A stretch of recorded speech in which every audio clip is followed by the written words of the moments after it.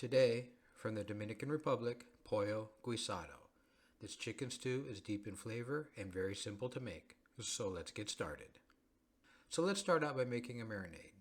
So dice up a half a red onion and place it in a large bowl.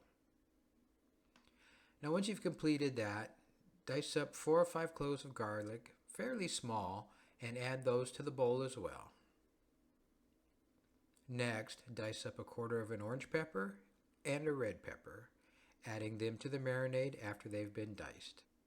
We will also dice up half of a green pepper. You can use any variety of peppers you want for this. They add sweetness, flavor, and texture to the stew. Just for a little extra heat, we'll use about a half a jalapeno. This is completely optional, but it does provide a touch of heat and another layer of pepper flavor to the dish. Now add the juice of 1 lemon, 2 tablespoons of soy sauce, 1 tablespoon of black pepper, 1 packet of Sazon Seasoning. If you're not familiar with Sazon Seasoning, it comes in a package and it looks like this. And it's available in most supermarkets.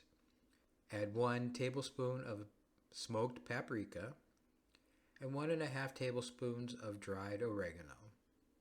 Add 1 tablespoon of tomato paste and a handful of olives, like 10 to 12 olives, with about a teaspoon of the brining liquid.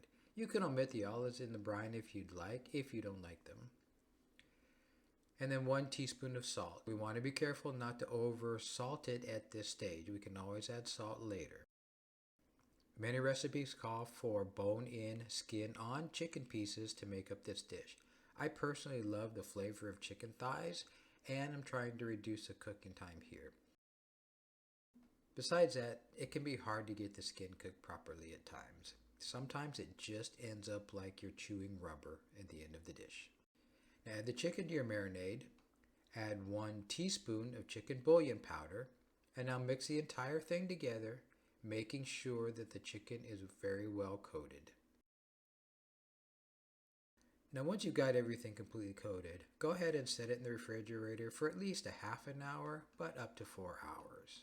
And now in a hot pan with hot oil, add the chicken pieces, trying to leave as much of the marinade behind as possible at this point.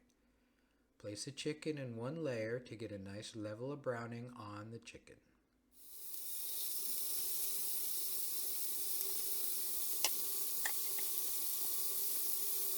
I did have a lot of excess water that got into the pan from the marinade, so it did take a little longer to brown than normal.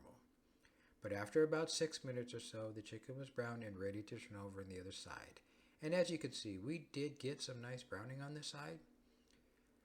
After another 4 or 5 minutes, go ahead and add the marinade to the pan.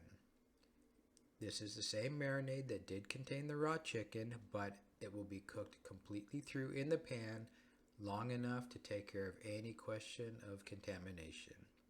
Add a little bit of water to your bowl to make sure that you get all of the marinade into your pan. Bring everything to a boil and allow it to simmer and reduce your sauce. As you can see, the sauce here is about half of what it was when I started. This is the time you want to give it a taste for salt and pepper. If you feel you need to add either at this point, go ahead and add some. Once you've got your salt and pepper levels to how you want them, you can add a handful of cilantro. And you can see how thick this sauce has become at this point.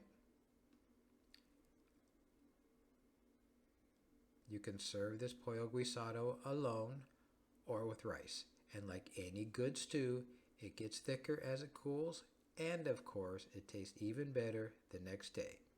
Thank you for watching. Please enjoy these other videos.